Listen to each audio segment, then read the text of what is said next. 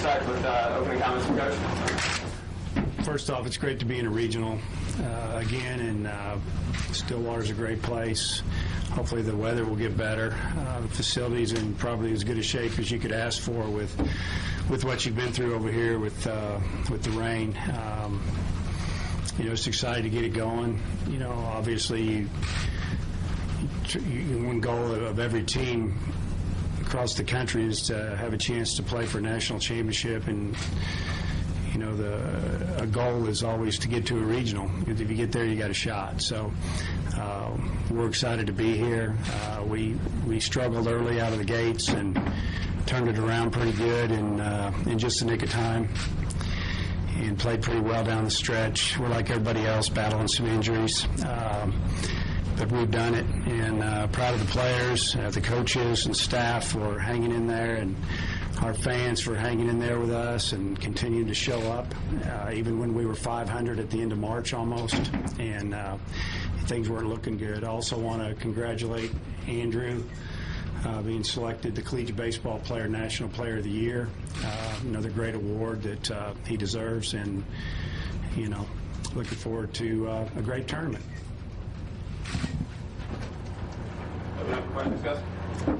Coach, you talked about injuries briefly.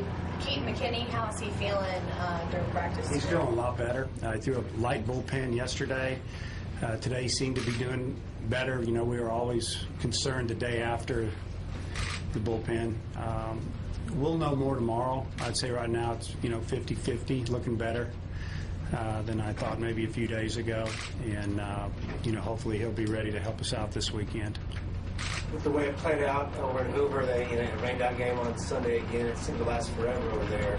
Hate to lose, but you did have time to rest up and get ready to be here today. Yeah, I would have rather been in that game, but it's always nice to have a couple of days off for these guys. We were on the road for 12 or 13 straight days, and I thought it was a great trip. We were out of school, finals are over. Just the way it worked out, and. I know the players wanted to win, but we got a little tired on the mound, and we ran out of pitching, and we didn't want to hurt anybody, and sometimes you just have to give in a little bit and get ready for the next one, and we're here at the next one, so hopefully we'll be healthy and, make a run at it. Look around the country at some of these regionals, and this one, tough teams in this region. Yeah, I've said this, since I saw the bracket. I see a number 1 and 3 number 2s in this regional. This is as good a regional as you're going to find, I think, as far as balance goes. You've got a lot here. You've got a very experienced team in Oral Roberts with great numbers, and second in the country nationally in team batting average. A couple, 3 good starting pitchers, and you just look at the numbers. It's pretty. It's interesting, I guess, to say the least. And St. John's has a couple of big-time pitchers, and they've dominated their league. You could go around and around. Then obviously Oklahoma State. Team ERA, fielding percentage, and playing in the Big 12. They're battle tested and ready. Maybe Skip said you put some pressure on yourself down in Alabama. That was maybe a reason for the results. Did you spend extra time this week just maybe clearing your head, anything like that? Not really. It's baseball. Had a few tough games, but other guys, came up in big spots and came through. So I'm done thinking about it, and I think everybody else is too. Well, what are your thoughts just on being the award today, collegiate baseball spot?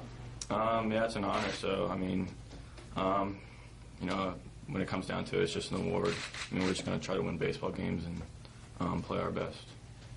How difficult is it to receive big-time accolades and awards, but try to mentally put it on the back burner and focus on the task at hand?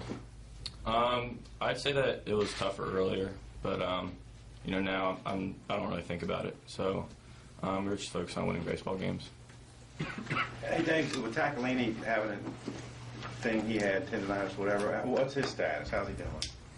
I'd say 50-50 at best, and you probably won't see him the first 2 ball games, and if we're fortunate enough to be in a third or fourth, maybe, but we won't know on him for a couple of days. Do you think with that maybe Zach will run longer innings, more innings? Well, we're going to do whatever we have to do. This is it. He's been built up where he can throw. He could throw every day. He could throw 5 or 6 innings in a game. He's ready to roll. But I guess to answer your question, sure. Zach, when you saw that you guys were going to be playing Oral Roberts game 1, just being from right outside Tulsa, how excited were you to have this opportunity? I definitely am glad where we ended up. Coming back here, Oral Roberts and Oklahoma State both. Oral Roberts being 5 minutes from my house, and Oklahoma State, a lot of the kids I grew up playing with around that team, so I was definitely excited. It was kids I haven't seen play since they got in college, and get to see them this weekend and kind of know what we're up against, so I'm excited for it. Hey, Zach, everybody kind of finding roles in the pen and the starting staff seemed to be what triggered you guys to turn it around. Now with some of the questions that are lingering, any concerns for you and the bullpen maybe having to throw more innings here? Not really. I mean, this is kind of, been a situation that we've been in where we've had to have people step up, and I feel like as the years went on, even though we have a couple guys that, a little bit injured right now, we've got several guys that are going to step up for us. I feel like our starters are going to give us some long innings this weekend. Hopefully Trey can get us off to a good start with the game, and then if we can save that bullpen for later on, I think we're going to be just fine. Zach, what is the key? You just mentioned it to the starters getting into the deep innings.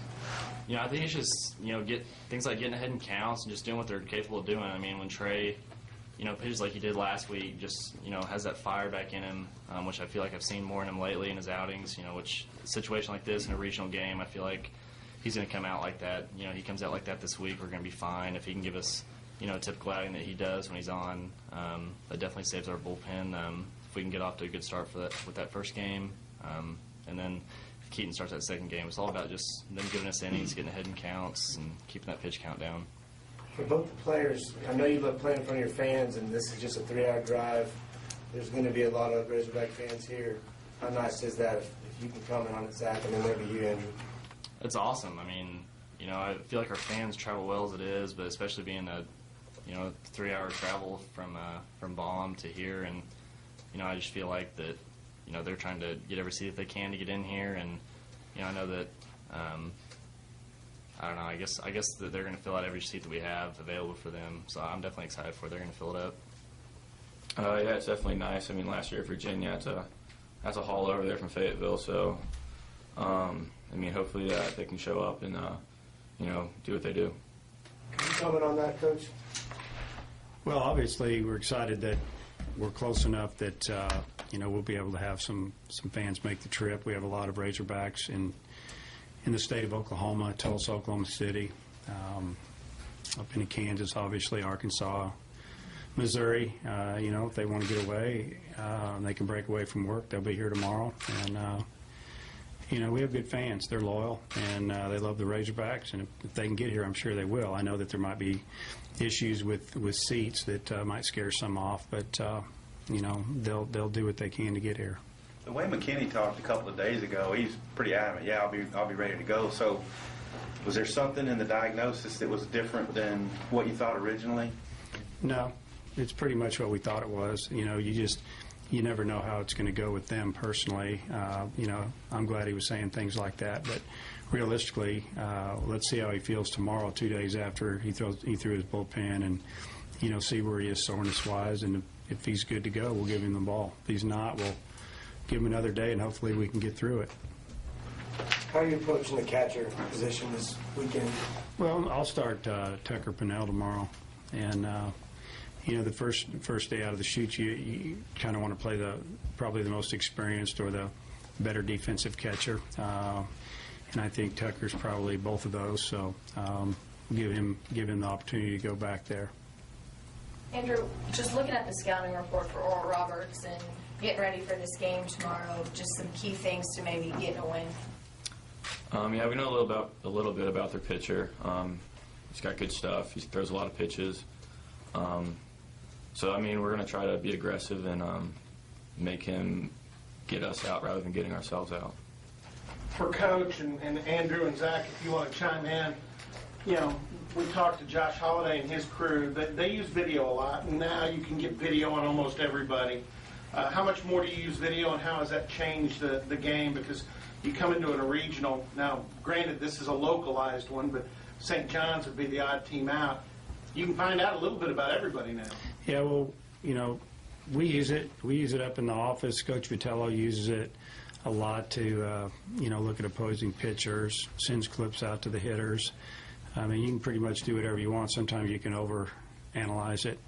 instead of just playing the game of baseball. But it's nice to be able to see some things if you're not 100% sure, just about arm slots or depth of a breaking ball, or just get an idea. I mean, you get scouting reports from everybody. You can watch guys on TV all the time now, and it's definitely used. We use it. Was Bernal helpful? Because apparently he's faced Trujillo before. Didn't he say much? No. Dave, could you address Zach's development, how important he's been? Well, his development, first off, is, I think he's right on schedule. I mean, he came in like most of the freshmen, skinny and tall and wide-eyed and a little nervous, and continued to develop. And, got bigger and stronger, and maybe grew an inch or so. It put on him 15, 20 pounds of pretty good weight, and the velocity's starting to pick up.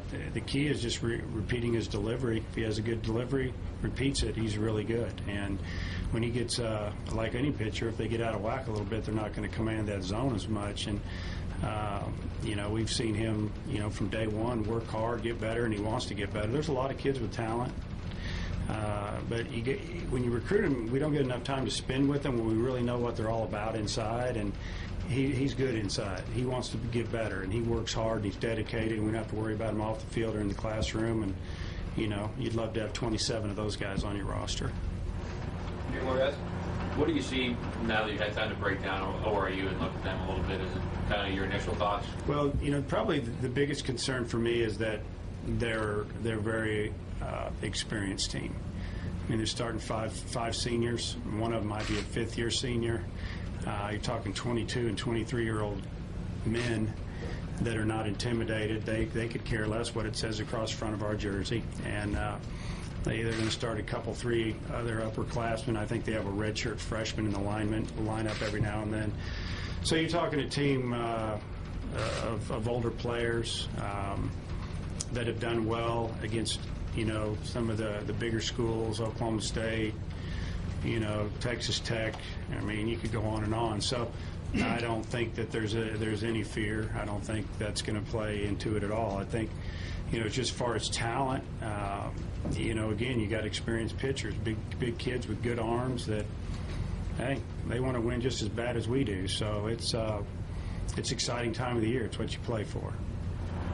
Andrew, when did you sense the light turn on for you as an elite player, and what were some of the reasons that light turned on?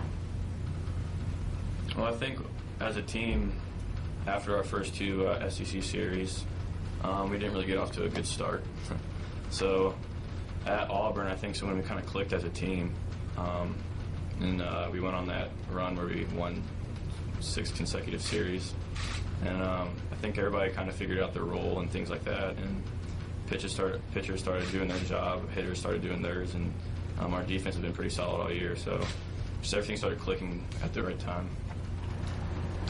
Hey, Zach, I don't know if you're going to play St. John's, but for the national team this year, the guy you're playing for is their head coach. If you had a chance to talk to him, will you at some point this weekend? I haven't personally at all. I'll probably end up just waiting until that time comes. Competition this weekend, you don't want to get too close to that. But I haven't personally talked to him at all. I heard good things about him, but I'm sure I'll, obviously be in touch with him in the near future. Anything else? Thanks, guys. Thanks, guys.